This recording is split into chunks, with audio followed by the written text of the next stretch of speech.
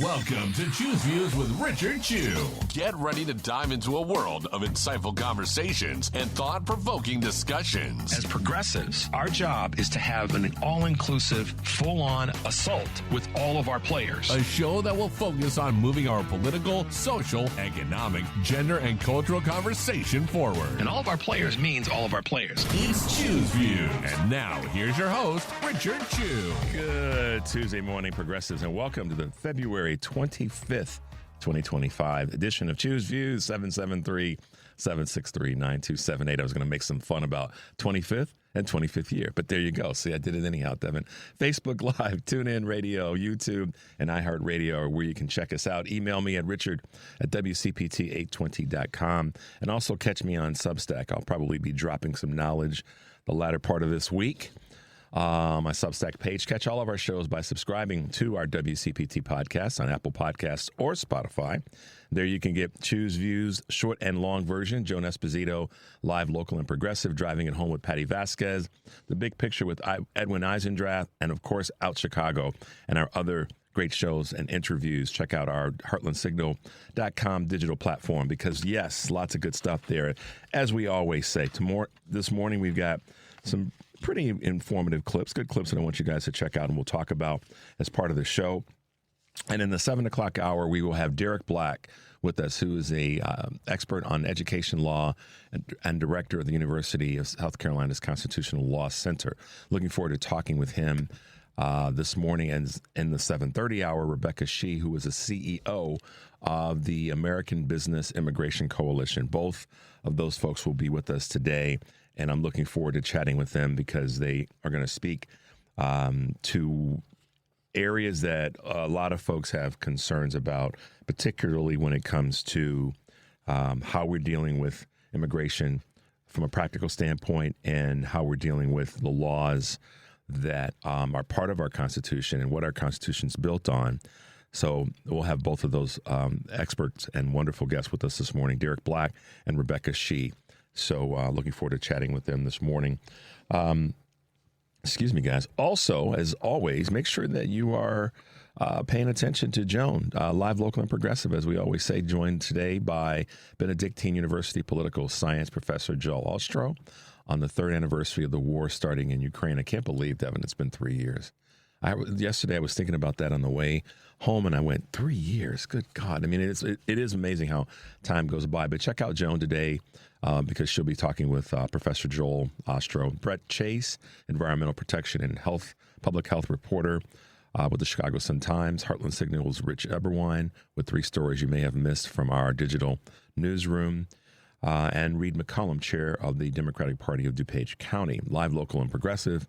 Of course, weekdays 2 to 5 p.m. Central on WCPT, 8:20 a.m., the Heartland Signal website, and, of course, tune in. And then tonight from 5 to 7, Patty Vasquez will be joined by guest host Carmen Navarro Dracone.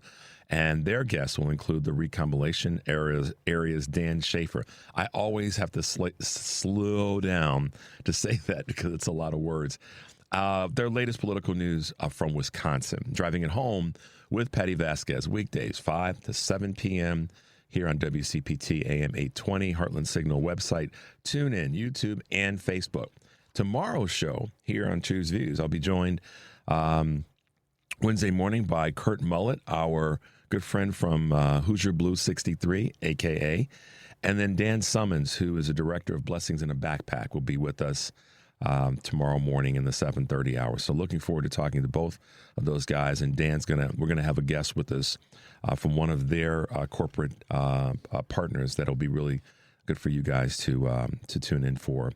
And of course, right now you can go over to our webpage and our show page to check out my podcast, where you can find the conversations with Timeline Theater's PJ Powers from yesterday, Public Citizens' Elizabeth Beavers, Democratic strategist Mike Nellis, and a host of other great guests that we've had. The Choose Views featured interviews and full episodes. Podcasts are all available on Spotify, Apple Podcasts, TuneIn, iHeart, YouTube, and Amazon.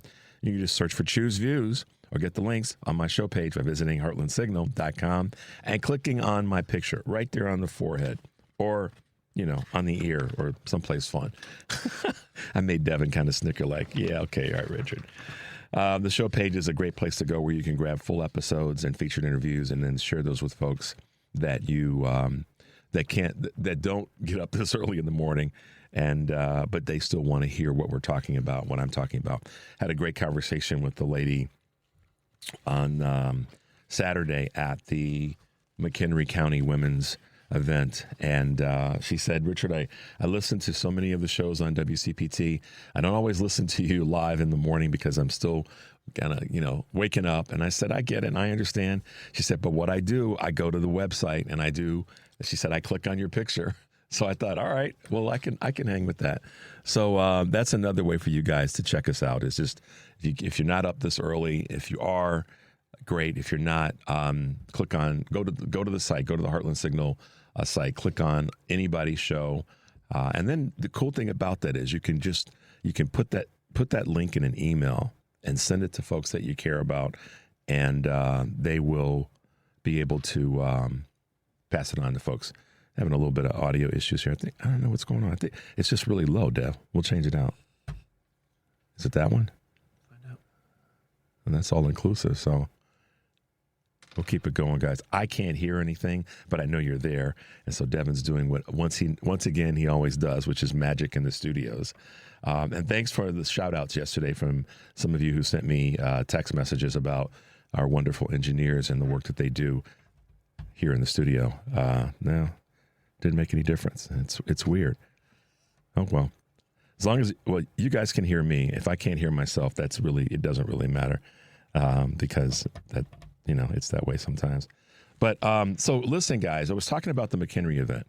And one of the things I want to come back to is there are so many people. I spoke so much about the McHenry Democratic Women's event that I was able to attend on Saturday. And the thing that I want to share with you about not just that event, but the idea of organizing. And this is something that popped into my mind yesterday. The idea of organizing.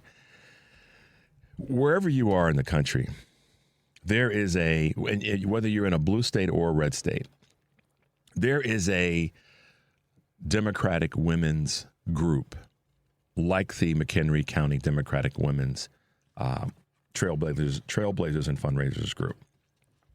There is a county person, or there's a leader in the county that you're in, like a Mary Mahadi and others. And if you are trying to figure out a way to get involved with the organization locally, and you may not know who the leaders are and who the voices are, I will tell you, and this is something that I will tell you because I know how the leaders of the McHenry County Democratic Women's Board work. You can reach out to them. If you're someplace else in the country other than in Illinois, or if you're in Illinois and you're looking for a group like theirs to get involved with, reach out to them. They will tell you where to go. They will connect you with other Democratic voices in other parts of the country. You're down in South Carolina, you're in Texas. We've got some great followers in Arizona, in other parts of the country. Whether you're in a blue or red state, it doesn't matter, but you're looking for a group to get involved with. Reach out to the McHenry County Democratic Women. Just go to their website, and they will tell you that they will get you connected with other groups like theirs in other parts of the country. And that's the thing. I forgot to say this yesterday, and I apologize for that, guys, but that's an easy way to get involved with a different group or with a group in your community. You may not want to be part of when I say not part of a volunteer group, that may not be your thing. You want to get politically active. Doing other social things isn't your cup of tea, so to speak. You want to get politically active. This is how you do it. You find out who the County Democratic Women's Group is, or County Democratic, Asian women or Muslim women or, LGBTQ groups are. Use your local political group. And I'm telling you, because of how active these ladies are, they will direct you. They will help you find folks that are like them in the community that you live in. And it's an easy way. It's an easy way to partner with them. And you might be across the country. You may not here in the state of Illinois. But just check them out, and they'll help you out, okay? They're great. They're just a great group of people, a great group of ladies that get it done. So I forgot to say that, but here we go. We get it in now. All right, guys, we're going to take a quick break. When we come back, I'm going to bring you some Choose Views news for the morning. But the number, of course, is 773-763-9278. This is Choose Views, and we will be right back. Good morning. You're waking up with Richard Chew. Good morning. Good morning. Good morning. We're live and ready to hear from you. Text or call us now at 773-763-9278. Same number. Simple as that. Let's get the conversation going On WCPT 820, Chicago's Progressive Talk. Hey, guys, welcome back to Choose Views, 773-763-9278. So... You guys are going to laugh. I just have to have some fun for a second with this. So Devin and I are here, trying to figure out what's going on with, volumes and headphones and all that good stuff. And we're moving stuff around during the break thinking, okay, it's got to be this, it's got to be that. And Devin's a magic man when it comes to this stuff. I mean, he's a mad scientist. He truly is. So he's like, okay, well, if I kick it hard enough, maybe it'll work better. Woke up the demons. And then, right, got to wake up the demons. But he was like, well, let's try this. And it worked. And the reason that it's funny is because if you're ever in a studio, you can see all the stuff that's there and all the different things that have to be, properly set. And one thing can be just tweaked off a little bit, and it can throw off a whole bunch of stuff. So that's why I call him the mad scientist. All right, guys, let's bring you up to speed a little bit on what's happening in the Choose Views news world. Apple is to hire 20,000 U.S. workers. I found this very interesting. Yesterday, they announced plans to hire 20,000 U.S. research and development workers over the next 4 years and produce artificial intelligence servers domestically. I guess that's a good thing. And the biggest U.S. commitment so far, the iPhone maker said it would spend $500 billion in the country, including a new manufacturing facility in Houston, as well as a Michigan Supplier Academy and extra spending on existing suppliers, according to the Wall Street Journal. So there you go. Apple's making a move in that space, and good on them. Large layoffs are hitting Starbucks. We've talked about this over the last couple of weeks. Cafe vibes and revamped menus may not be enough for new CEO Brian Niccol to right the ship at Starbucks. The coffee chain said yesterday it will lay off 1,100 corporate employees and leave several hundred open positions unfilled in a bid to become a leaner, more focused company. Cafe staff, as well as those who work in Starbucks roasting, manufacturing, and distribution divisions, will not be affected by the layoffs. Okay, auto industry regulators are cutting jobs as well. Unfortunately, the National Highway Transportation Safety Administration has eliminated 4% of its workforce as part of the Trump administration's sweeping job cuts across the federal government. Layoffs have raised concerns among road safety advocates who worry that reduced regulation could lead to more accidents. You think? The status of the agency's active investigations include 3 involving Tesla. I wonder why. All right, guys, New York City's toll conversation hits its financial target. The congestion pricing is proceeding as planned, according to New York City's mayor and their financial teams. The $9 toll on drivers into Manhattan's busiest areas brought in $48.6 million during the first month, in line with projections by the Metropolitan Transportation Authority. First program of its kind in the U.S. is under attack by the new administration, even as it aims to reduce traffic and improve air quality. So far, it's resulted in 10% fewer and faster moving vehicles. In other words, air quality and creating a cost tool, I guess they're a good thing, yo. Fed layoffs could weigh on spending. What does that mean? Wondering what recent job cuts at the federal government level will signify for the United States economy. The government employs approximately 2.4 million people, equal to about 1.5% of non-farm jobs, according to the Wall Street Journal. So far, it has cut about 30,000 jobs per J.P. Morgan Chase. Small figure compared with an average of 237,000 jobs added monthly recently. Yet experts won't do worry about the knockoff effects of as Americans grow more nervous about their jobs and cut back on spending. And to that end, the U.S. economy is reliant, maybe too much, on the rich. The U.S. economy is in a potentially precarious position right now, having become unusually, quote, reliant on rich Americans, according to the Wall Street Journal. As working and middle-class houses struggle to keep up with inflation, spending with the top 10% of earners has soared to account for almost 50% of all spending and nearly one-third of the gross domestic product. Experts worry that as stock and home values decline and the wealthy cut back, the economic impacts could be significant. Buyers are gaining power in the housing market. Housing market dynamics are tilting in favor of buyers in certain parts of the country. The shift comes as the supply of properties grow and would-be buyers face less competition as prices and mortgage rates remain elevated. As a result, the number of homes on the market has reached its highest point in 6 years, giving buyers more leverage. On average, homes are selling for about 2% less than the asking price. So there you go. All right, guys, a couple of things that I thought would be interesting and important for you to know in the Choose Views news space. And of course, with that, the one thing I wanted to kind of curl back to is this New York City toll conversation. If it's going to improve air quality, Devin, and they're going to be able to put away a little bit more money in their coffers, I don't think that's a bad thing to have in any community.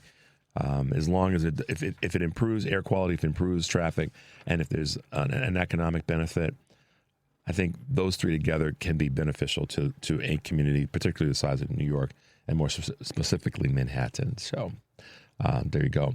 There's a big story I want you guys to take. There's an article in ProPublica that I follow a lot of different news outlets and lots of different news sources. I'm reading a lot of different things that I try to provide you guys with updates that are relevant. And one of them is over at ProPublica. And one of the headline of the article, it's written by Stephen Engelberg, who is the editor-in-chief. And there's a really interesting article that he posted that I think you guys might want to check out. And it's called When an Untrue Stat Shapes Federal Policy. And why am I suggesting this? Well, I want to be able to suggest you guys to some of the things that I read. I mentioned yesterday Rachel Bitecofer's article, Living History, plenty of parallels between MAGA and the Nazis. And then Mark Elias's post on generational trauma. Two great pieces to read. And one for today is this article by, as I said, Stephen Engelberg over at ProPublica. And again, the title is When an Untrue Stat Shapes Federal Policy. The Trump administration has been citing untrue stats as it targets federal workers. And so I'll go through the article a little bit just to shape some of the thoughts around it. As the Trump administration throws one more government agency into the wood chipper, there's a statistic that's been coming up that is deceiving. And the reason that I wanted to talk about this morning is that email from Musk to employees saying, tell us 5 things you did. First of all, Devin, tell me 5 things you did. Sounds like you're talking to children. Tell me what you did today, Johnny or Jane, in school. It harkens back to that. So there's a little bit of arrogance in that request in the first place. Tell me what you did 5 things you did last week. Well, I was laughing, thinking, well, if I had gotten that email, I would have told them the 5 things that I did, and they would have all been focused around, what did you do? Tell us 5 things that you did, Elon. That being said, this putting our federal agencies into the wood chipper is based on a statistic or based on a percentage that has come starkly into question. And that statistic that they are using in terms of an untrue stat shaping federal policy is only 6% of federal employees are working full-time in their offices. That's the statistic that Trump and Musk are trying to use, and Carolyn Levitt keeps repeating over and over again about the efficiency of the government. So I'll give you some highlights of the article. You guys can read it yourself. But that percentage is untrue, and it's been researched out by a nonpartisan economist. So this is what I'm saying in this space is this percentage, like others that they're using. You know, we talked about the thing about condoms going to certain parts of the world, found to be inaccurate, highly inaccurate, in fact. And now this has been debunked in terms of only 6% of federal employees are working full-time in their offices. I think the key word there is full-time. And this came about because a swarm of fact-checkers have been debunking these contentions, pointing out that records from the U.S. Agency and International Development showed that there's no such program for Gaza in terms of, you know, the amount of worldwide, the amount of condoms that are being purchased for citizens in Gaza. And for that to actually be true, there'd have to be more than 1 billion condoms purchased, and, you know, for the number of males living in Gaza. So just a good article for you guys to check out.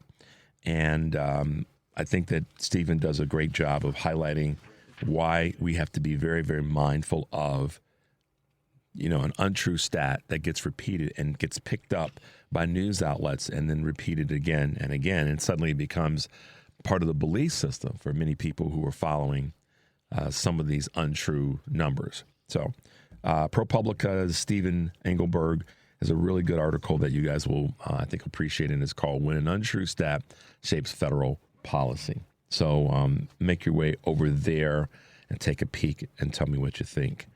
All right. So when we talk about this this Musk crew and all of his people, I said yesterday that I would bring you a couple of clips that, in a short version, kind of highlight where they've come from, how they got to be where they are, and who this cabal really is.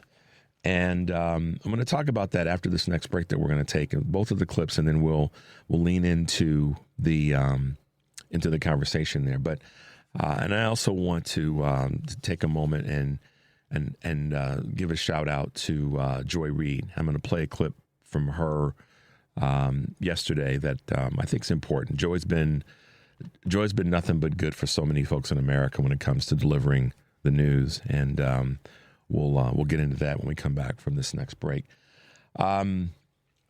So just stay tuned for that. But yeah, I thought that the Stephen article made a good point about something that a lot of folks get turned off by, and that is when we hear these statistics, sometimes the statistics aren't connected to anything. And they aren't connected to anything because we see the numbers and then you know, we get dragged into the weeds about talking about them without understanding. So how is this directly impacting us? And I think that right now, what so many people are starting to realize, and it's proven itself out with some of these town halls, is that not only are these numbers that they're throwing out to the public not accurate or could be viewed as lies, but the results that supposedly supposedly should be coming from Doge aren't really results that are worth the effort that's going into Doge. And the other comment, and this is one of the news pieces in terms of what's happening with different communities and with how federal employees are not just in Washington, D.C., and how they're in different, more than likely in different parts of the country, how those communities are starting to already see some contraction. So once again, you know, the effort that's going in and the money that supposedly is being saved isn't really worth the effort that that they're putting into this, but more importantly, if the local communities are being impacted by it, then we're seeing more and more folks that are starting to get a little bit concerned in how they are spending their money versus how they had been spending it prior to Trump being inaugurated. So the details are not the details, but the percentages and the numbers that they're using are not just inaccurate. They're actually misdirecting people and causing so many people to feel like they've got to start tightening their budgets in ways that they hadn't before. So we're going to keep talking about it, guys, because I know that so many people are concerned about how those numbers are really matching up. And hopefully we can continue to shed some light on that. But let's take a quick little break. When we come back, I want to keep my promise in talking about how these guys got here. The number is 773-763-9278. This is Choose Views, and we'll be right back. It's Choose Views with Richard Chew on WCPT 820, where facts matter. Hey, guys, welcome back to Choose Views, 773-763-9278. Yeah, as I was saying before we went to break, the data that they're using, and of course using incorrect data to create federal policy or any policy, is a recipe for disaster. And so I think that you guys can interpret the article yourself, but make your way over to check that out. All right, let's grab a couple quick calls, Devin. Let's go to Brett in Oklahoma. Brett, good morning. Welcome to Choose Views. Good morning, Richard. Thanks for taking my call. You're How's welcome. it going? Going well. Got a little bit of a little cotton mouth this morning. It feels like what I'm saying is like coming out in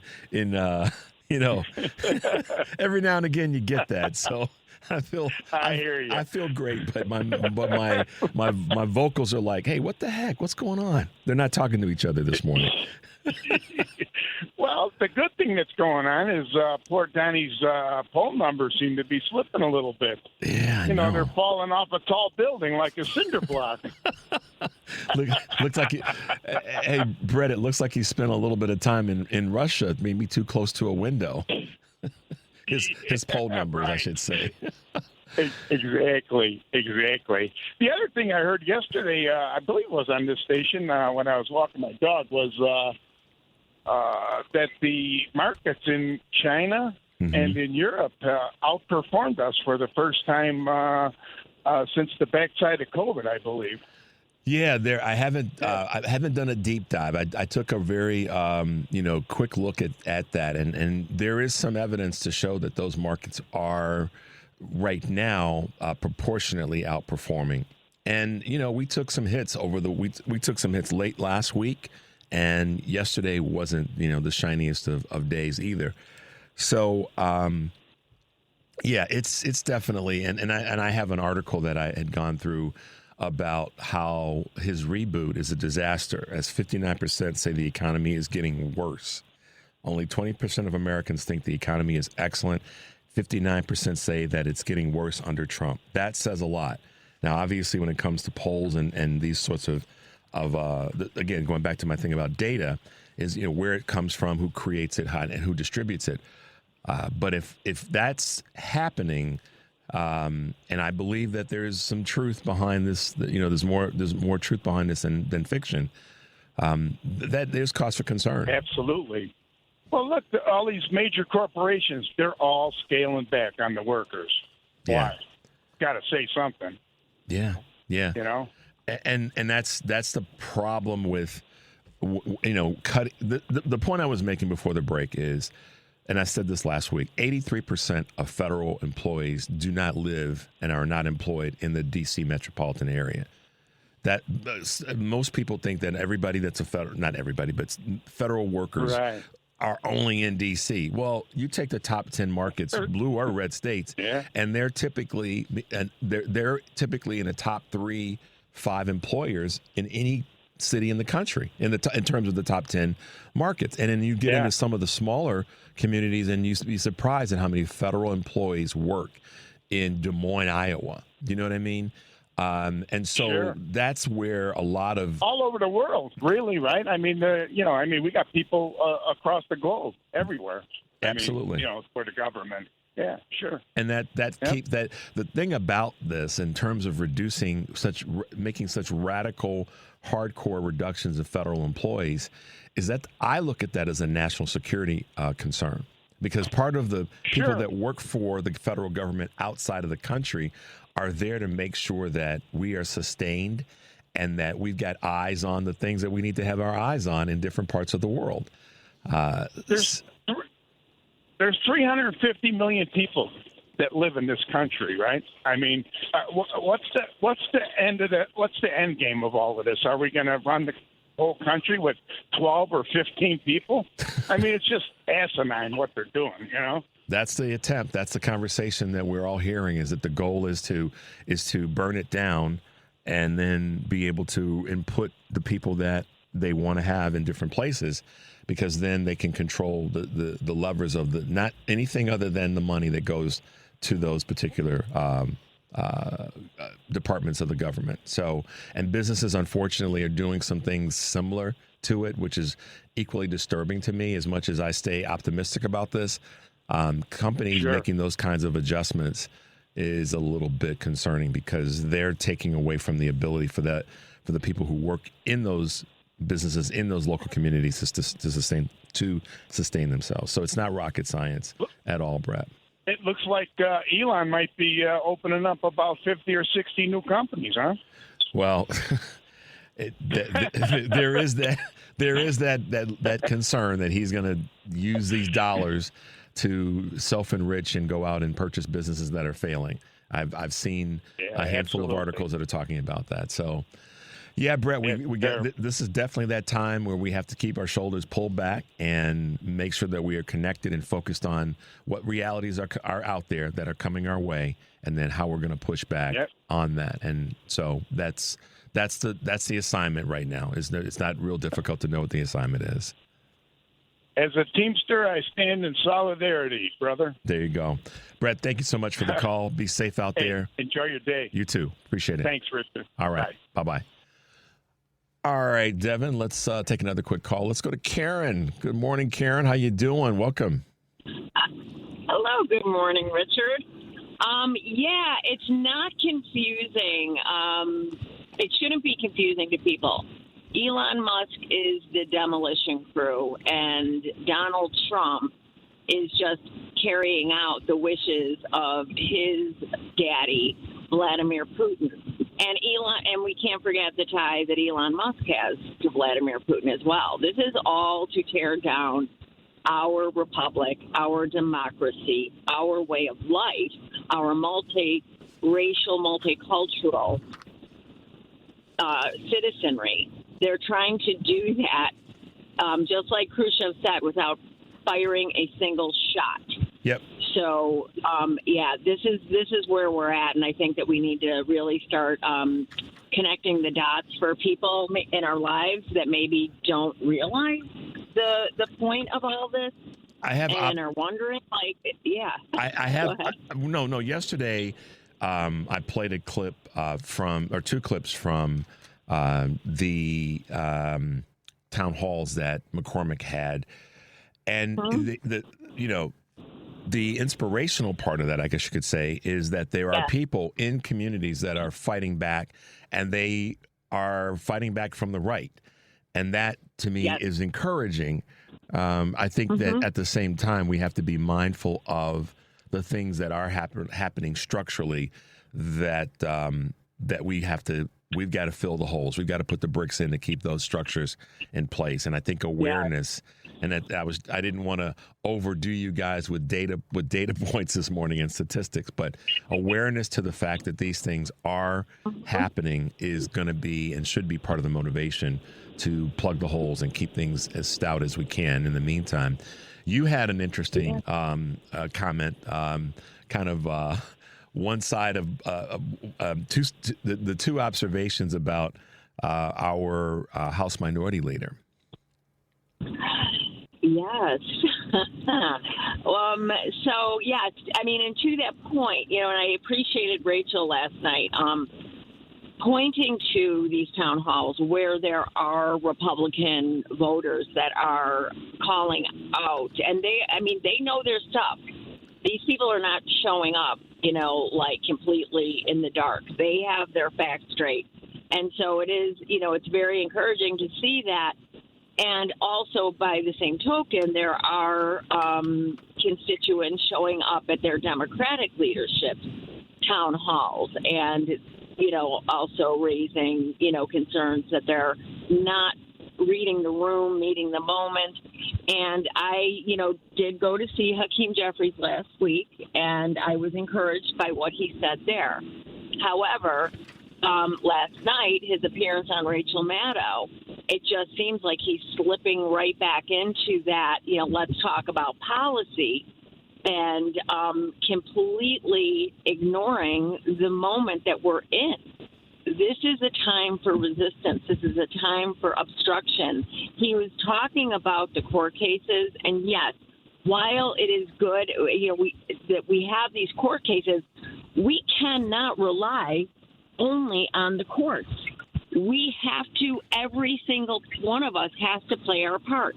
We as citizens have to go to these town halls. We as citizens have to pick up the phone and call our representatives and make sure they understand the moment that we're in and what we expect from them. And the courts need to do their part. But our representatives need to be very clear and hear us. Yeah. I'm not going to sit there and beat up on our Democrats. And, we are good people. We have good leadership. And under normal circumstances, everything that Hakeem Jeffries and Chuck Schumer are saying make perfect sense. But they're not understanding the situation that we're in, it seems. Like when they sit there and they talk about, this is what we want to deliver to the American people. Gal, that is a wrap unless we can take this stuff back. You're never going to be able to do anything like that. I think the statement has to out.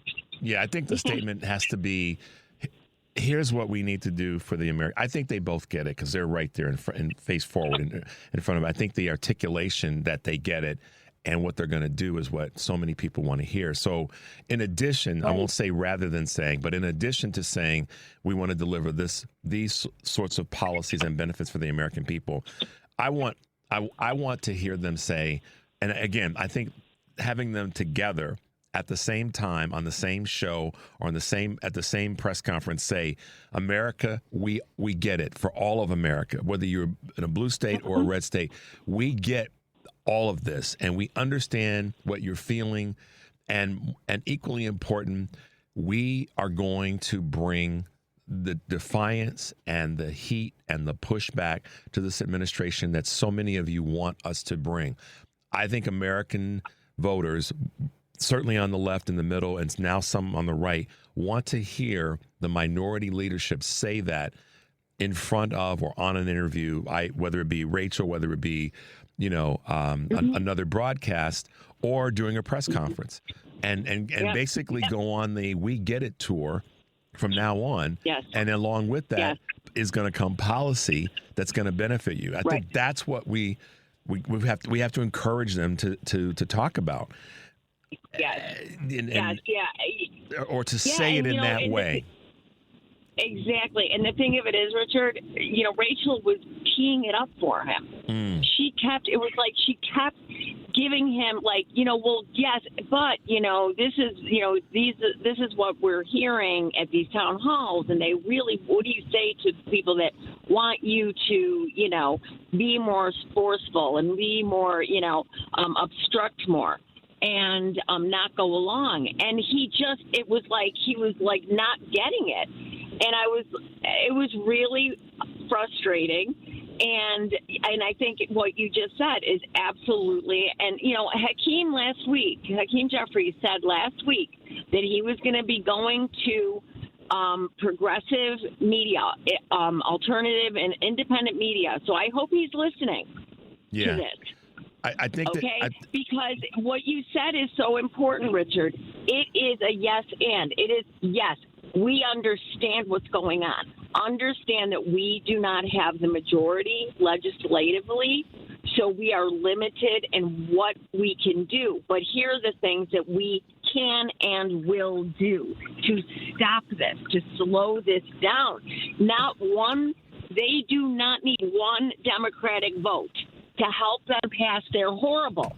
And, I mean, unfortunately, people are going to feel the pain. All of us, I'm going to feel the pain. You're going to feel the pain. We're all going to feel some pain here. But the thing of it is, this is a fight. Yeah. There's going to be pain in fights, but we need to make it very clear that we are on board with feeling the pain.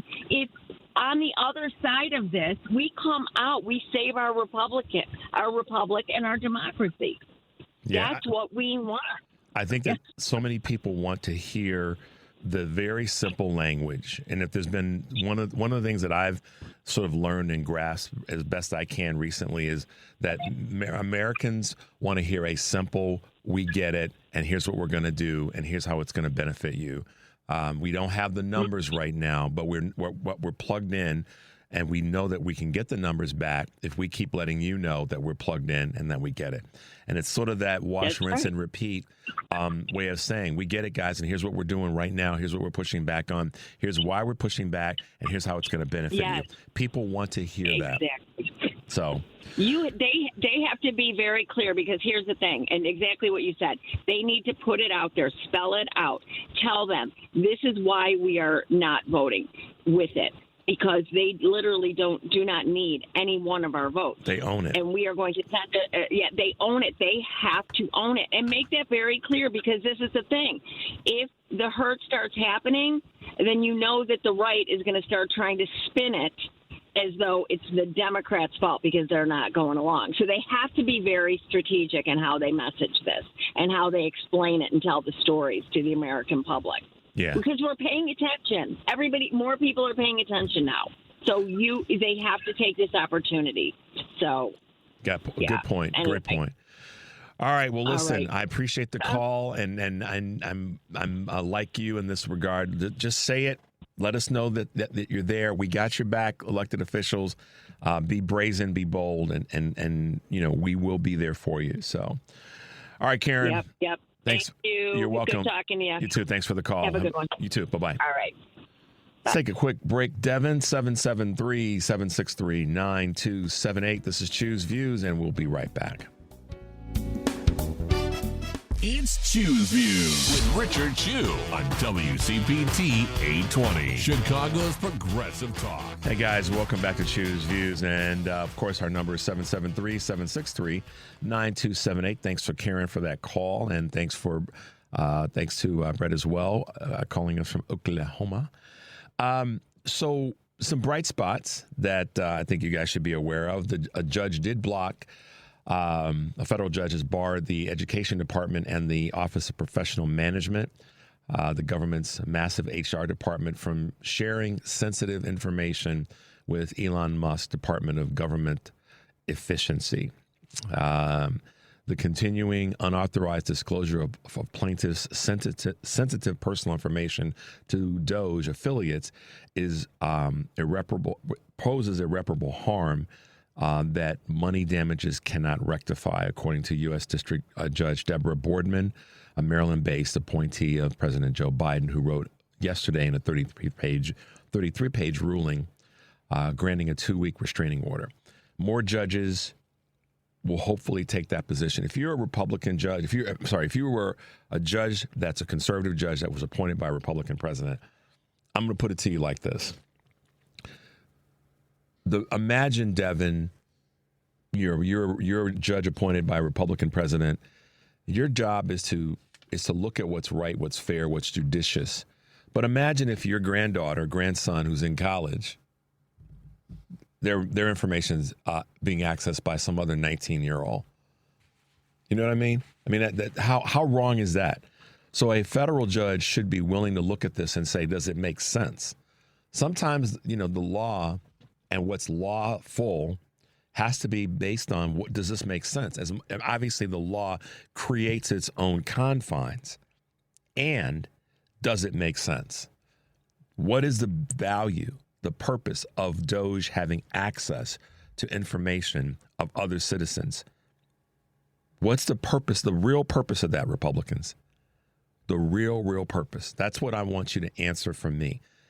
Any Republican out there, any MAGA, any person in the middle, frankly, tell me how What's the benefit? That's what I want to know. So just had to point that out in terms of this judge blocking the access of it to information. And a 33-page ruling tells you something. 33-page ruling. All right.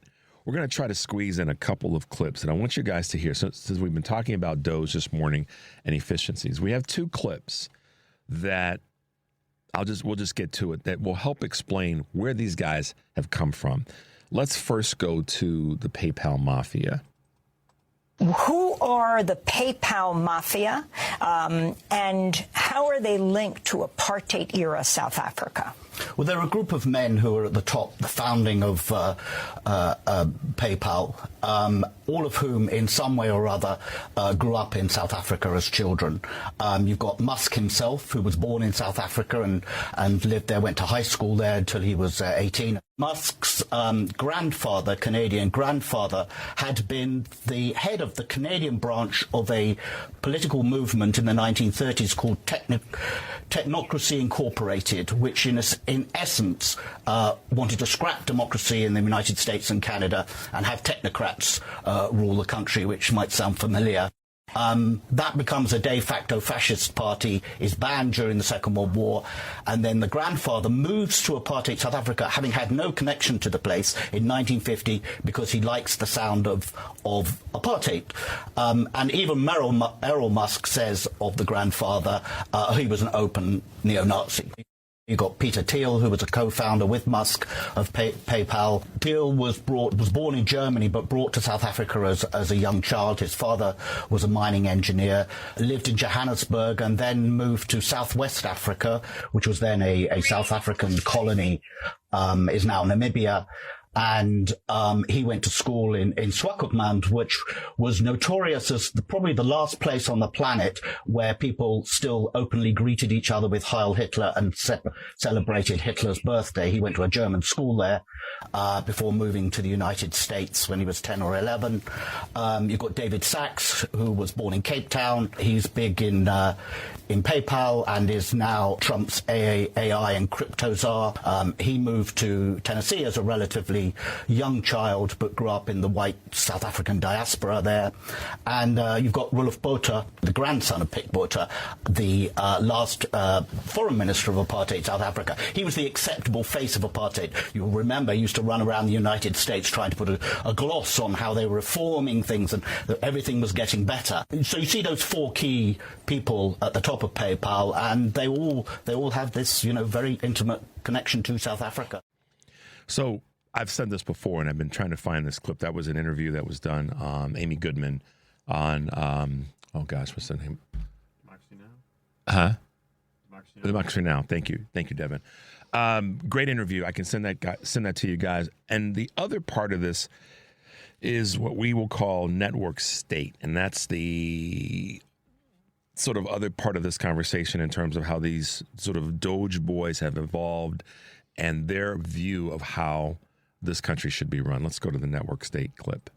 Last year, I started looking into something called the network state, which is an ideology of tech supremacy that holds that tech CEOs should use their wealth and power in the 21st century to basically take control of the world. They believe that nation states and democracies are an outdated software for the planet and that they should take over existing governments and hollow them out, or else start their own sovereign countries by taking territories around the world that they can buy with their vast wealth. As part of this ideology, they see a future in which nation states will collapse and democracies will be abandoned in favor of corporate dictatorships. And this is not something that I've dreamed up or found in a secret document. They write about this stuff in books. They talk about it on long podcasts. They make YouTube videos about it, you name it. They've been very, very loud about it, and no one was really taking them seriously. To that point, who is Curtis Yarvin?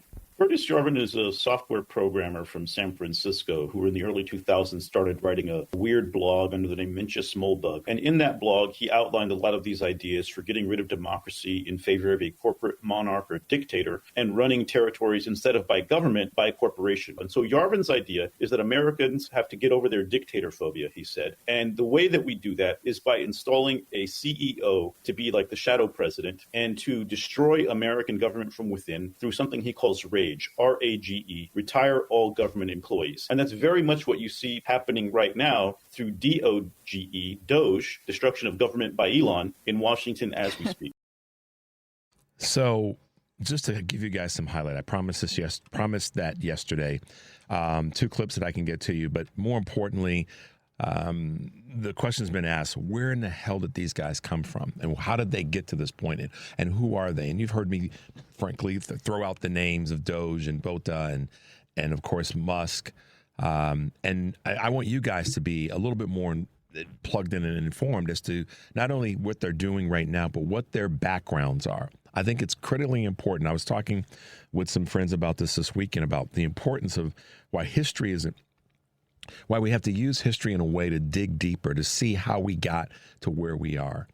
And the gentleman spoke to that. You know, how we got here, frankly, we didn't pay attention to a lot of things. Some people didn't pay attention, others did, and we were yelling and screaming about the monsters under the bed, monsters in the closet, under the bed, and now in the sheets with you. We've been screaming about this, and I will tell you, candidly, a lot of folks didn't pay attention because they were like, oh, don't worry about that abortion thing, girls. It's going to be just fine. Don't worry about these civil rights things, black folks and other folks of color. It's going to be fine. Yet here we are. Same thing in this case. These guys, I want you to do the background, dig deeper to better understand that when I've said things about what their origins have been and where they were during their formative years, particularly from South Africa, you'll have a better understanding about why they've been able to ascend like they have. So make a promise to yourself to dig in on this, and I'll get the clips to you if you want them, so you've got some reference points. But I promise I'd bring that to you today. Guys, we're going to take a quick break. When we come back, we're going to have Derek Black, expert on education and law at the University of South Carolina's Constitutional Law Center. So looking forward to talking with him about what's going on and how we can fix some of the things that have been broken by these craven fools. 773-763-9278. This is Choose Views, and we'll be right back. Welcome to Choose Views with Richard Chew. Get ready to dive into a world of insightful conversations and thought-provoking discussions. As progressives, our job is to have an all-inclusive, full-on assault with all of our players. A show that will focus on moving our political, social, economic, gender, and cultural conversation forward. And all of our players means all of our players. It's Choose Views. And now, here's your host, Richard Chew. And welcome back to the second hour of Choose Views here on WCPT 773-763-9278. Catch us on all the socials, guys. We're out there making it easier for you to follow and to share information that we have, like we have over at our Heartland Signal digital platform. Make your way there. Great articles and posts that you guys can appreciate and share with those who you care about. And so to that end, right now, Marionette, this is a great article you guys have got to check out. We've got some audio to this that we'll probably get to you tomorrow. But Marionette Miller Meeks defends the cuts to be made right there. And by the way, she is a representative in Iowa. And she seems to have gone all in on the Department of Government Efficiency, yanking and pulling and getting rid of benefits and tools that will help right there at her own state. So, cutting is okay with her. It wasn't at one point, but now her commentary is that this claim that it's going to cut waste and fraud is going to actually cut into the budget through the National Institute of Health that will directly impact medical research that at the University of Iowa. These people are frustrating as heck, and I've got so many other words to say. But my point is, make your way over to Heartland Signal. It's a great article, and it's one that will help you kind of piece together some of these dotted lines that we talk about. And kudos to my man Rich Eberwine for that post that we have there. Also, we have this clip that we may get to today. If not, we'll get to it tomorrow. During a district town hall, U.S. Representative Scott Fitzgerald from Wisconsin was jeered by constituents for his support of Musk's gutting federal programs, despite having no oversight of his activities. And here's one of them. I have never I've certainly never been briefed about Doge. Then you should turn in your keys and walk away from Congress, because part of your job from an oversight standpoint is to do just that. I think that's what's frustrating so many people at these town halls. What the hell are you doing? If it's an efficient department or group, then you should at least be plugged in daily to what they're doing. How about asking Elon Musk to tell us the 5 things that he did last week? So there you go, guys. Make your way over to heartlandsignal.com and check out our digital platform with all the great articles that have been posted by some of our wonderful people. And Rich is right on point all the time. So speaking of someone being on point, Derek Black is an expert, and I don't use that word lightly when it comes to education law, and a director of the University of Southern California's Constitutional Law Center. We have the fortunate opportunity to have him with us this morning to talk about all things legal, and particularly and specifically when it comes to education and education law. Good morning, Derek, and welcome to Choose Views. Yeah, good morning. Thanks for having me on. Absolutely. You have been ringing the bell for a while now about the dangers of tearing down our public education in America. And obviously, there are certain communities that are going to be impacted by that more than others. But in general, it's a bad beat for us to take that position without a fight. And you've had some recent articles, you've made some recent interviews, but tell us a little bit first about the work that you do at the University of Southern California. I'm sorry, I know that happens all the time. The University of South Carolina, the other USC. I know that probably happens all the time, but tell us a little bit more about the work that you're doing when it comes to education law at the University of South Carolina. Yeah, well, no worries. It happens. Even the university president did it once, although he didn't keep his job for too long after he did it. Are you serious? Well, he'd had a little bit. I shouldn't be. So anyway, all right. Let me get back. So anyway, yeah. So I've been involved in school funding litigation, school segregation litigation, all this stuff. But right now I'm an expert in an Ohio voucher case, a desegregation case in Minnesota, another case in Tennessee. So there's just so much going on right now in terms of trying to secure education equality, trying to push back on those that are privatizing education. It's keeping we're stretched thin. I guess that's the best way to put it. Yeah. So right now, I mean, you talked about this back to the states, Trump's plan to go against, the country's long history of federal support for schools. Shed a little bit of light on that and what you're seeing as hugely problematic there. Well, I mean, there's so many ways to come at this. I mean, the first one is this sort of idea that this is a modern invention, that the federal government doesn't have an important role. And, as I've been writing and researching, I mean, the federal role in education goes back to before we have a United States Constitution. One of our 4 major founding documents, Northwest Ordinances, they determined that all the remainder of the land in the United States would be carved up into little squares. Each town would have 32 lots, and the center lot would be reserved, the 16th lot for public schools. 9 of the outer lying lots reserved to generate resources, right? So this is 250 years old.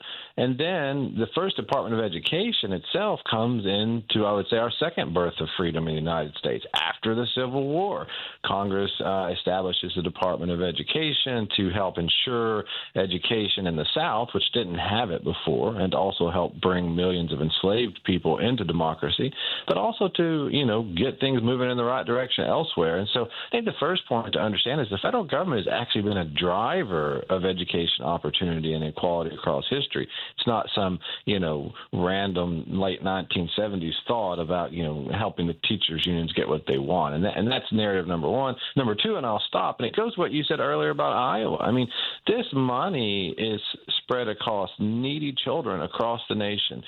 Children of low income, children with disabilities. Those are sort of the 2 big pieces. And then we have prohibitions on, sex discrimination. I don't think those are things that Americans want to give up Lots of families of all economic statuses have students with disability. And when we talk about poverty, to be quite honest, the states that are most reliant on our Title I dollars are not, our blue states, so to speak. There are red states. Massachusetts could walk away from federal dollars tomorrow if it wants to.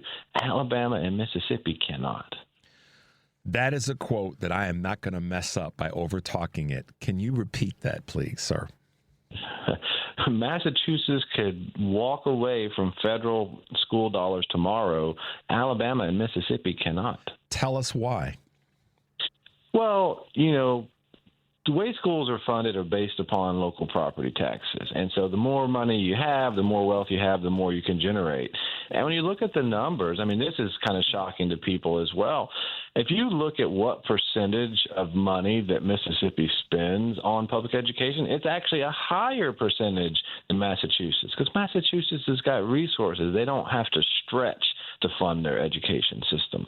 But a lot of our red states do, and so they're heavily dependent on federal dollars to make ends meet, right? And I think regular people know what I mean by that. Well, that's the situation in places like Mississippi, Oklahoma, Alabama, Louisiana. But, in a lot of our northern states, that's not the case. So they're generating revenue, the other states, we'll just say it this way, blue versus red, to make the conversation point. Those states are generating a higher amount of revenue proportionate to the citizens.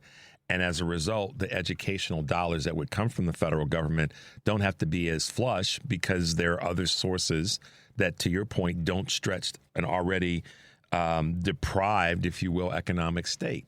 Fair statement? That's right. Yeah, and I want to, be clear and fair. At the same time, we have states like Wyoming, rural, state, very low wealth. They've got a lot of resources per pupil there, and they spend them. So it's not just a blue-red state. At the same time, California, I don't understand all the financial dynamics in California, but, it's a wealthy state, but it actually spends a pretty small amount on public education. So, but, California is in a position to make up the difference. I don't know whether politically they would do that, but they are in a fiscal position to make up the difference if they had to. Right, and I think that's the key, if they had to, but because they don't, they have a strong public education system. Ronald Reagan is known for tearing down the collegiate the collegiate educational system and the funding that was there, and tried to make that part of our national. I think that, and you know better than many, a lot of the federal attack started with Reagan, or certainly can be wound back to when Reagan came into office, what he wanted to do to affect public education on a national level, and it hasn't stopped. When the Republicans get into office, they certainly have pushed hard to reduce the amount of federal funding that goes out to public education. I'm sorry. Go ahead, Derek. I'm sorry. Well, I was going to say, there's a dirty history here as well that it's not as obvious to a lot of folks. But, and of course, the Democratic Party had a long, history of racism, but, it changed and became more inclusive of black folks and other people of color.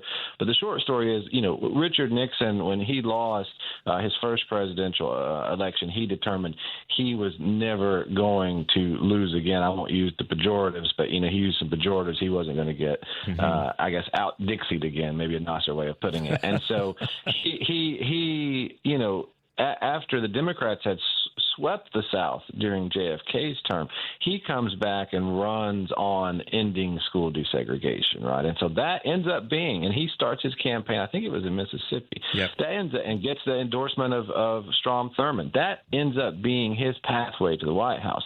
Now, by the time Reagan rolls around, there's a different level of what's tolerated in public conversation, but Reagan was tapping those same sentiments when he ran for president. He said, let's block grant all the money and send it back to the states.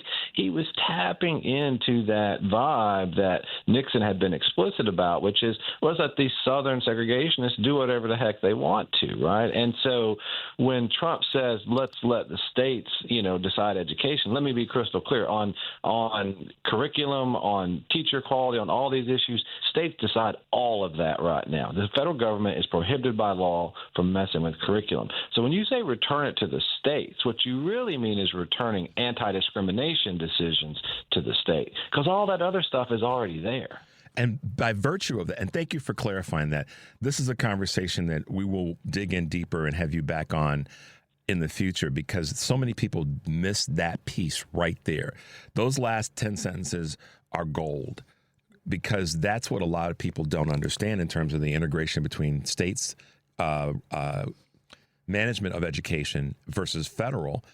And is it by law, and then this is a question that just popped into my head when you were talking about this, Derek, by the sheer fact that the Trump administration is trying to change the federal funding mechanism by getting rid of the Department of Education, isn't that in and of itself not constitutional, because of the federal law is not allowing for the government to do just that thing? I mean, I'm trying not to put the cart before the horse, but help us kind of ferret that out a little bit.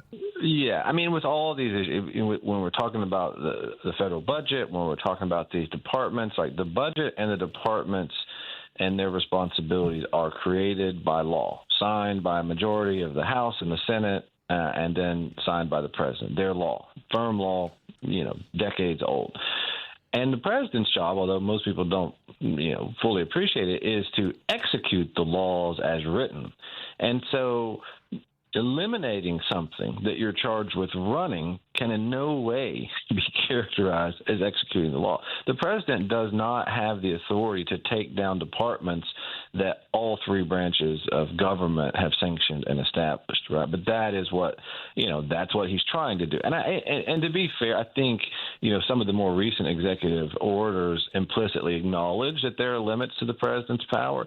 So instead of destroying departments, they're trying to scare people into going home, right? Because they know they can't just take it down all by themselves.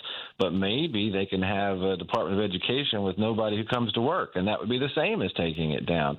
And that's really sad that we're sort of using these corporate, aggressive, takeover tactics that really aren't appropriate for public institutions that are governed by law. I look at it like building, and thank you again for breaking that down. I mean, guys, listen, here we have an expert on education and law, but we also have someone that has the ability to break down a complicated topic so that we understand the importance of education. Here is a person who is an educator or educated that can break down the importance of education in America. How wonderful it is that we have the Derek Blacks of the world that can do that, because what he just said is they're taking a business structural idea and trying to lay it over onto our government's operational system, and it doesn't work. They're truly oil and water, because there's laws that create the ability for the government to function. Businesses don't have laws that create that are designed to create their functionality. So you can't really merge the two when it comes to things that were enacted by Congress. And that's what a lot of people don't get when they think that, he can just write an executive order and this is done. Well, and the thing that, worries and frustrates me, I was chatting with someone the other day, and they're kind of a little bit like, well, government waste, and we need a little bit of this and that. And I said, well, I didn't say to the person at that moment, it was a friend, but I said, look,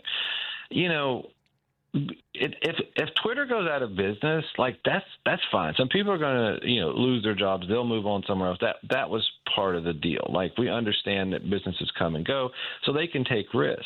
But when we're talking about our children's lunch, right, low-income children's lunch, when we're talking about special services for students with disability, when we're talking about teachers showing up, and being there for our kids, 5 days a week, like, those are not things that we can take risks with breaking, because, right, it's not okay if the school doesn't show up. It's not okay if there's not lunch, right? And so I think that's the thing that some people miss. They say, government waste. Well, you know what? Probably it does, but that that's a function that we have to tolerate for the guarantee that government will be here when the you-know-what hits the fan. That's when COVID hits, right, and we don't have tax dollars to keep our schools going, and the federal government has to step in, right, to help our schools transition. With all the problems we had in COVID and all the learning loss, like we moved forward with education. We tried as best we could. And so I think that's the thing, is that government is just fundamentally different and has to be fundamentally different because we cannot afford for government to fail. Not at all. And on any level, that's got to be the case. You have this wonderful book with the great title. It's called Dangerous Learning, The South's Long War on Black Literacy. Talk a little bit about your book. Talk a little bit about the importance of it when it comes to education. Yeah, I started this book as a passion project. It grew out of another book, A Schoolhouse Burning. It was about the long history of the right to education.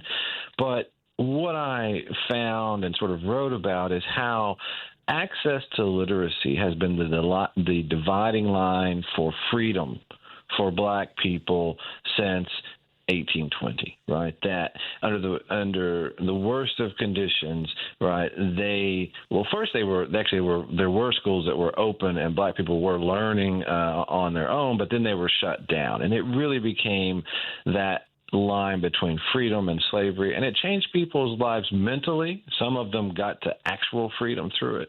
But then that same freedom line moves after the Civil War, right, which is how do we become citizens? And so, again, the public education system becomes freedom's line. And then, fast forward to Brown versus Board of Education, because we certainly didn't fix everything with the Civil War. And again, public education is the starting point for creating citizenship and equality for Black people. Well, the other side of that story is that there has been a push against that freedom every time, right? That we had the criminalization of Black literacy during slavery. We had Jim Crow almost immediately after we established public education in the South. And then, we talked a little about Reagan and Nixon. We had the backlash to Brown versus Board of Education that flatlined educational equality for a good 4 or 5 decades. Now, in 2020, we began to revisit our past failures, right, after the death of George Floyd and others, and say maybe we need to think a little bit harder about how we teach history, how we include people in the classroom, et cetera, et cetera. And it was only about 12 to 18 months after that we saw another assault on public education. So, it's a long history of this sort of push and pull over, the right to education, the right to literacy for Black people, but also its importance to overall democracy. And so it's not just an issue for Black and brown children. It's an issue for white children, too, in those, rural disadvantaged places that I was referencing earlier. Absolutely. And Derek, I'm so glad you put that last piece on in terms of rural white kids. Little white boys and white girls are going to suffer the same fate. And that's what, going back to the piece about what's happening in Iowa, is so critically important, because Iowa's population is not predominantly Black or Hispanic or Muslim or Canadian or, whatever else. It's predominantly white. So this is where this institutional teardown is not, it starts in a particular group, but it's reaching other people. And it leads me to kind of sort of the last question, but it's my big why. Why do you think, why do you feel this is happening? And just if you can expound on that a little bit.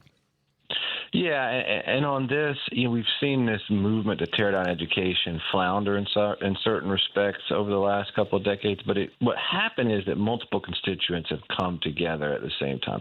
You first had religious groups who, for good or bad, wanted a piece of the public pie so that they could support religious education rather than public. So that never got anywhere. They tried to co-opt the Black community into going along with that, but they remembered that vouchers came out of school resistance to school integration, and so didn't get very far.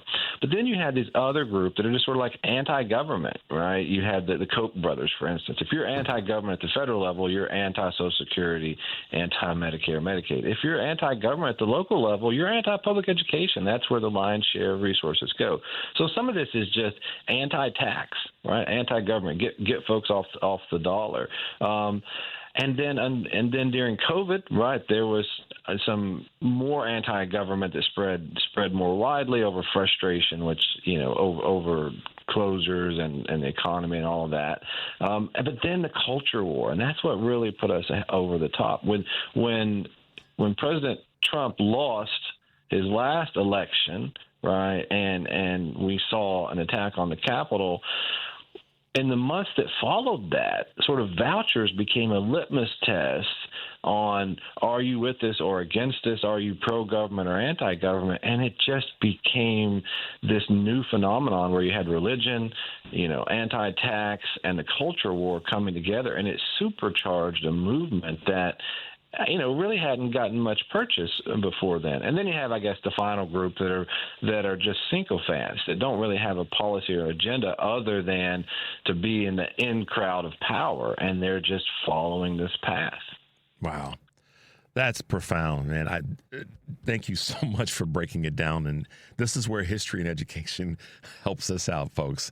When you have someone like Derek Black that can break these complicated things down and give a historical perspective as to how we got here. I'm always intrigued when we can do that, Derek, because it does help us go, damn, I didn't realize that, and then be able to try to do something with it. So thank you for being with us in this short amount of time. We definitely would love to invite you back and talk more about this from a historical perspective. Because I think a lot of times when people have that, they can then go, okay, I better understand how we got to where we are today. So appreciate you being with us this morning. We will definitely have you back on the show when you've got some time and we can talk more about this in even greater depth. Does that sound okay? Sounds great. Look forward to it. Thank you for being with us this morning. Have a great rest of the week and we'll talk soon. Thanks a lot. All right. Derek Black, he is the expert on education law and director of the University of South Carolina's Constitutional Law Center, not the University of Southern California. Thank you, Derek, for being with us this morning. Check out his book, Dangerous Learning, The South's Long War on Black Literacy. Take a quick break, guys. 773-763-9278. We'll be right back. Welcome back to Choose Views with Richard Chu on WCPT 820, Chicago's Progressive Talk. Hey guys, welcome back to Choose Views, 773-763-9278. I see you guys on hold. We will get to you after our next interview segment.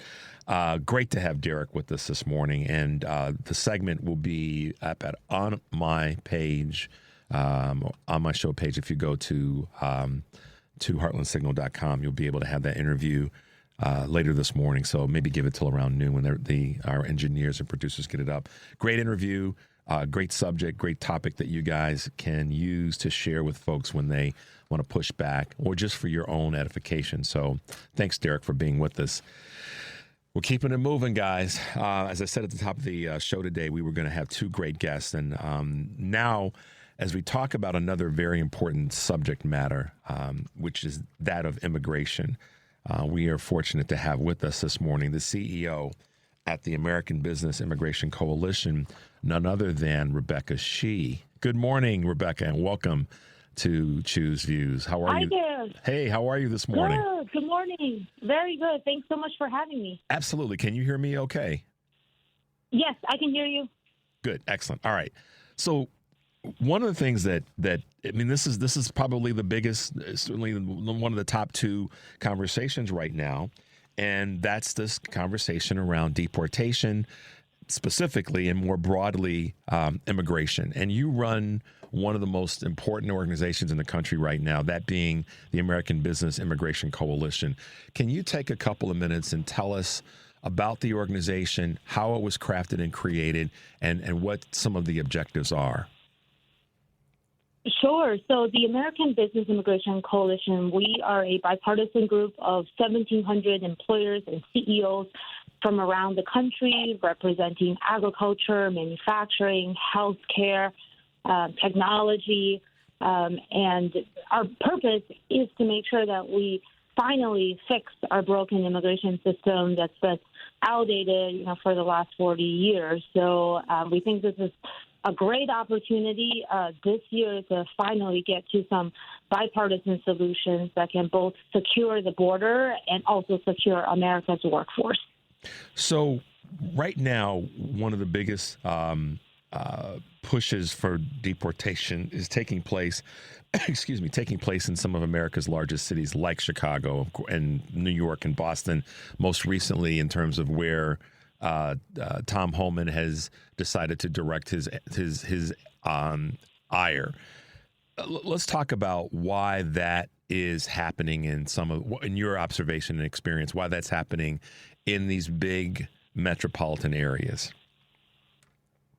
Well, first, the president won last November overwhelmingly on the issue of immigration and border security. And so the president and his administration are taking seriously in terms of enforcing the law. But like the border czar Tom Homan has said, look, they are focused, and we hope they continue to focus on violent criminals, people who are a danger, cartels to our communities. Nobody wants these people in our communities. And so, but as well, we know the incredible contribution that immigrants make to our healthcare, manufacturing, hospitality, agriculture. And we won't have food on the table if it were for our hardworking immigrant farm workers. And so we believe there's an opportunity to get both done, to get legal pathways for our hardworking, law-abiding immigrants, as well as securing the border. So to that point about the contributions, I mean, right now, as it relates to the food chain in America, we know for a fact that without the contributions of immigrants, particularly in this sort of farm food area or chain, that you're right. But talk a little bit more about the numbers. We take away X number of people that are documented or undocumented, but not lawbreakers. Because I think that's where we get confused, is lawbreakers, undocumented, document. At the end of the day, it seems as though that the administration is taking a broad brush stroke rather than really going after the folks that have been causing any of the trouble. And that, from a food chain standpoint, is problematic to our economy. Talk about that if you can. Yeah, 100%. I mean, look, our agriculture industry is a $3.5 trillion industry. 72% of the farm workforce are foreign-born, are immigrants who are day in, day out picking our tomatoes, lettuce, milking cows at 3 a.m. And cows needs to be milked 3 to 5 times a day, 7 days a week, 365 days a year. And so that's who's bringing food on our table at an affordable and quality price. So, I mean, we have a choice here. We either import our labor or we import our food. And I don't think we want to do that, because food security is national security. We want to make sure that our food is domestically grown, controlled, vetted, and as well as affordable. And so if, to your point, we remove a significant portion of our agricultural labor workforce, our hardworking farmers, I mean, do you want to pay $30 per head of lettuce at the grocery store? Or, $20 carton of milk? I don't think any of us want to do that. Well, and I think right now, many of the people that are, whether this is food security, national security are not partisan issues. I have a show on a progressive radio station, and so I unapologetically lean in the progressive direction. However, this is not an issue that is a solely progressive issue. This is an American issue. This is an issue that, if improperly managed, could destroy an important part of a segment of our economy, which would then have a domino effect on other parts of our economy. In other words, if people can't pay for food because of the fact that we mismanaged not just immigration, but the people who are managing our food systems, that will have a destructive impact on the economy. And that's the other side of this conversation around immigration that people aren't really having, that are saying, let's deport everybody. It's insane to go down that path.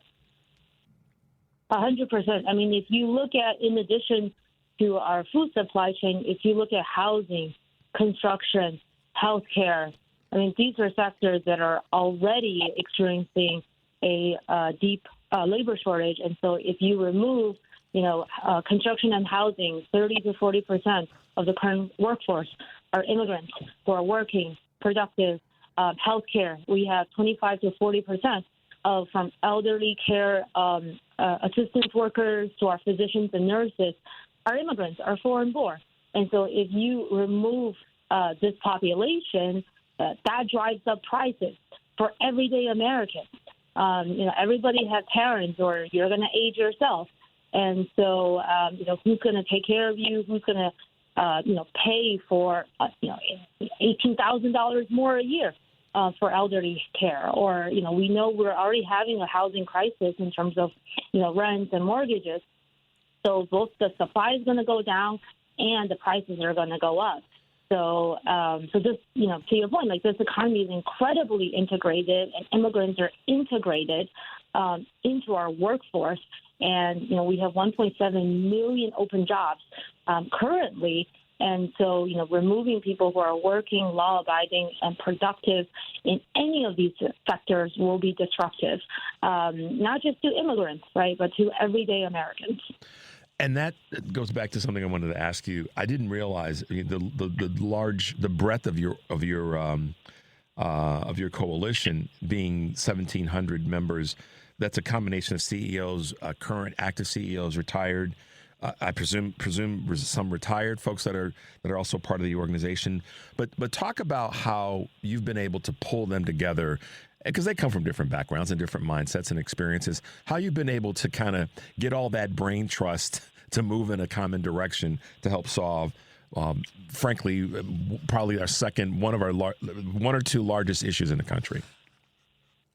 Well, employers, just like everyday Americans, are just sick and tired and frustrated by our broken immigration system. I mean, I think this was clearly demonstrated last November, and, with the reelection of President Trump, voters sent a clear message that, look, we have to fix this system. We need a secure and orderly and safe border. And we need to figure out how we update this immigration system so that it reflects 2025 economy rather than a 1986 economy. And it's not working, and employers as well as everyday Americans are demanding solutions.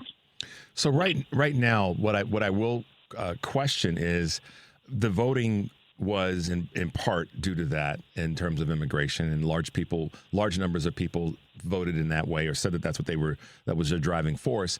However, it's not, I don't see, other than deportation and deporting people as any part of the current administration's plan. I don't see anything that's structurally going to, it's sort of like one campaign promise to deport people is not fixing the issue, which by deporting people would deplete the folks that need to be there to do the work.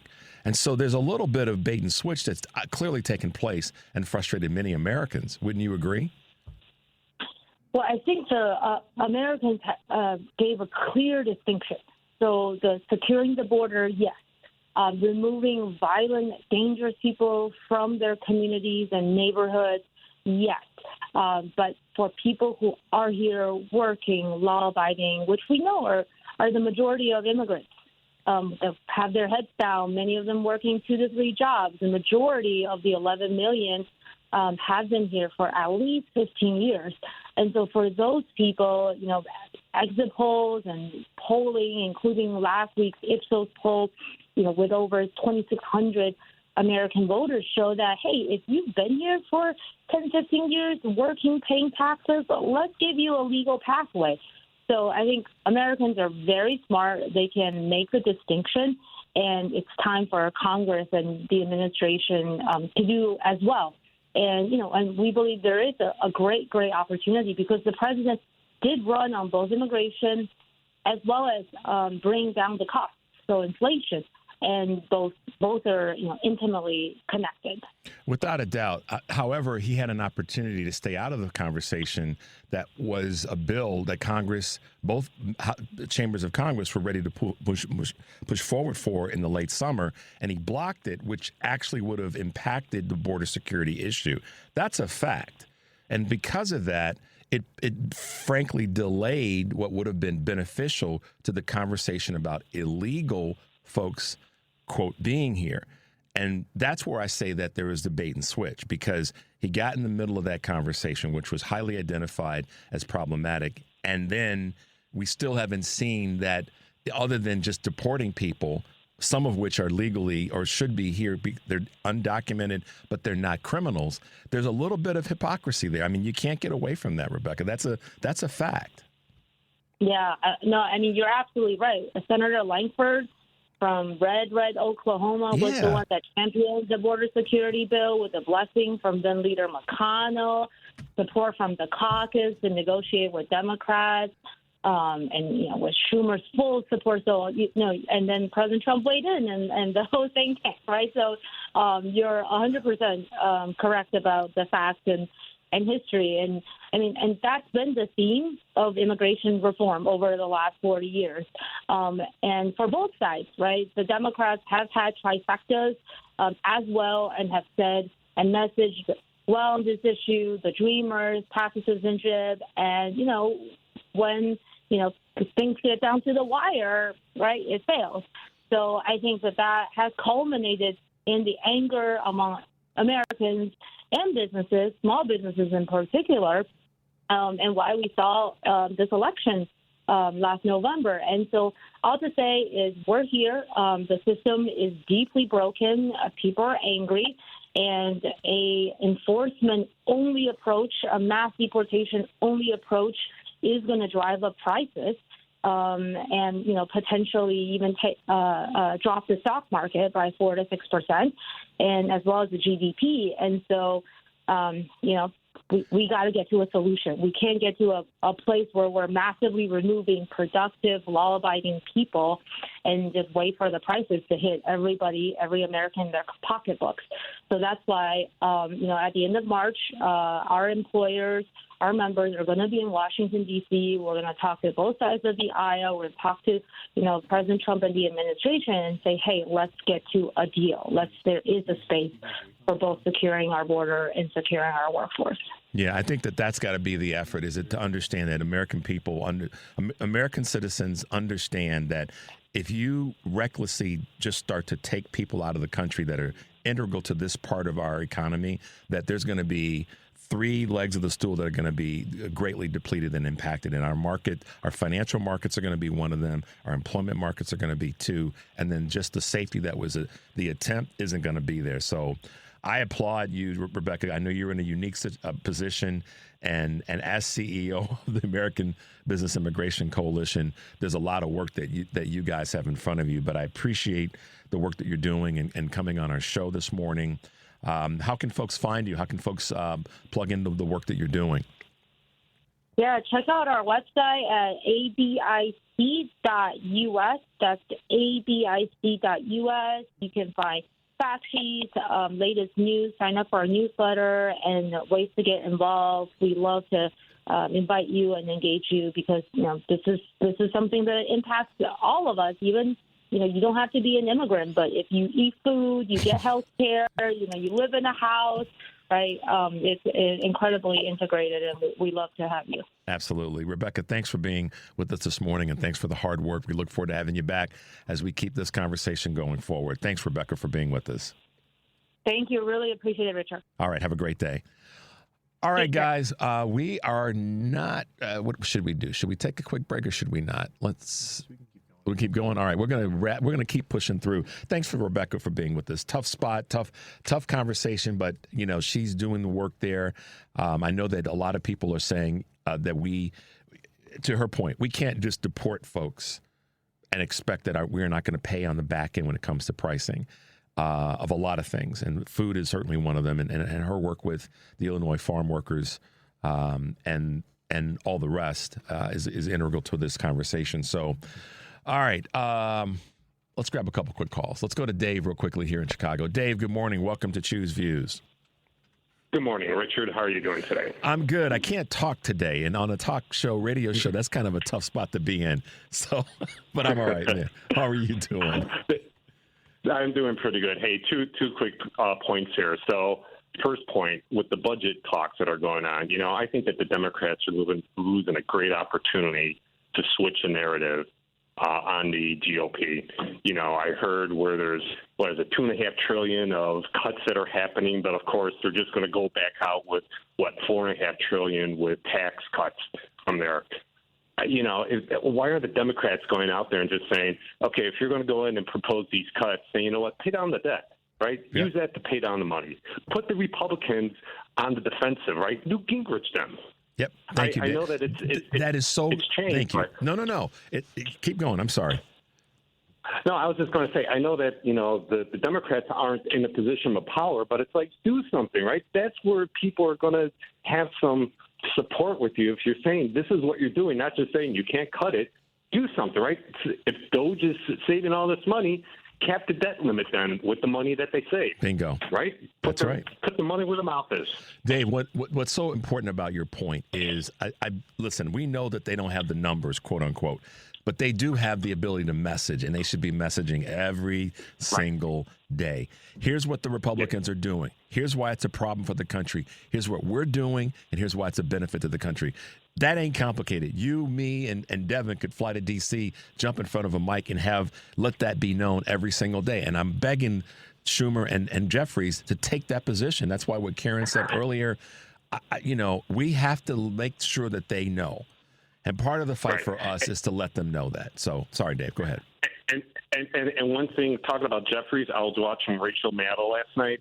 And he was on. I actually had to turn it off because all he was talking about was policy and how they're going to have Ruskin, the constitutional person, fight him. It's like they don't care. They don't care what the courts say. It's like it's like can't you realize what's happening? They don't care.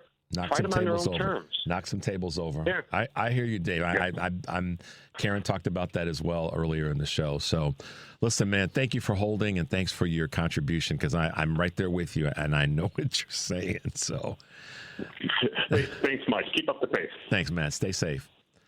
All right, okay, let's go to Brock real quickly. Hey, Brock. Good morning. Welcome to Choose Views. Thanks a lot for taking the call. Two wonderful guests. First guest, speaking of the education system. Well, the United States of America is near the bottom with our industrial counterparts, whether they're our adversaries or whether they're our friends. We need to get the 3 R's. When we get back to the 3 R's, we can then speak about all the other different programs that we have to address. But our youth are failing. They're not doing as well as youth in other countries. Yeah. And we need to do that, get back to basics. How does that tie into your second guest? Your second guest speaks wonderfully about the stock market potentially going down to 4 to 6%. Well, we've had a record run on the S&P 500 and as well as the Russell, 20, 25%. We go down 4 to 6%. What are we down? 44,000 on the Dow Jones, down to what are we down to? 41,000? Whoop-de-doo. Whoop-de-doo. That's nothing at all. And then she speaks about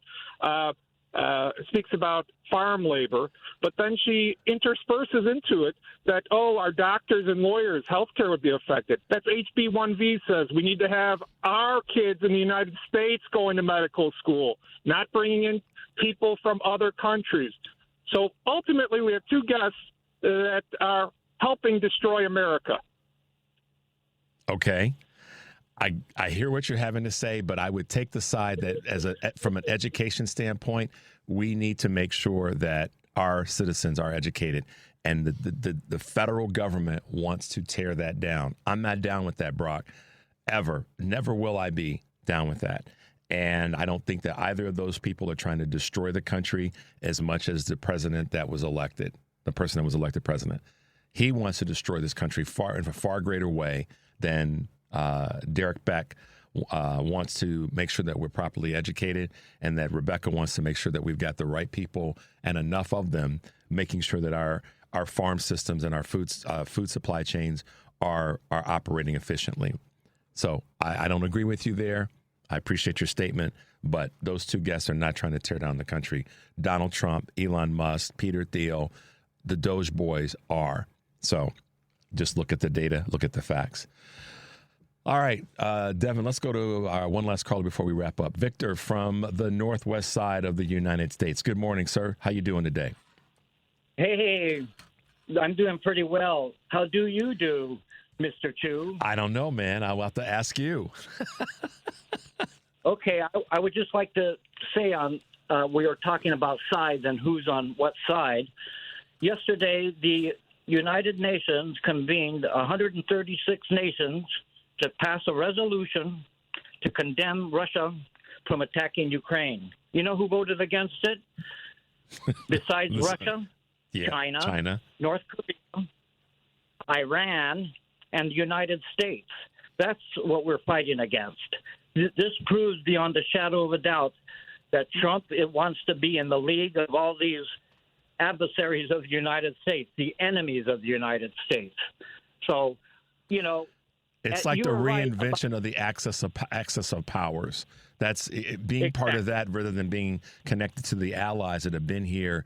Our allies and their partnership with us would have made it so that so many Americans, so many people that have migrated to the United States have the ability to be here. And you know what else is so crazy was that Israel also voted not to condemn Russia for attacking an innocent, killing people in Ukraine, women, children. Isn't that the same thing that Hamas did in Israel? In great measure. How can he not condemn Russia for doing the same thing that Hamas did in Israel? That's how crazy this world is. One last thing. I would like to read a quick sentence. We, the people of the United States, in order to form a more perfect union, establish justice, and ensure the domestic tranquility, promote the general welfare, secure the blessings of liberty to ourselves and our posterity, do ordain this Constitution for the United States of America. That was a preamble to the United States Constitution. Yeah, and Victor, we're coming to the end of this show, man. I gotta kind of cut you off there a little bit. Great information, Vic, as always. Appreciate your call and your contribution. We got to wrap up. All right, guys, listen. The train made it to the station. Thanks for being with us today. As always, take a deep breath. Make your life count. We'll be back tomorrow.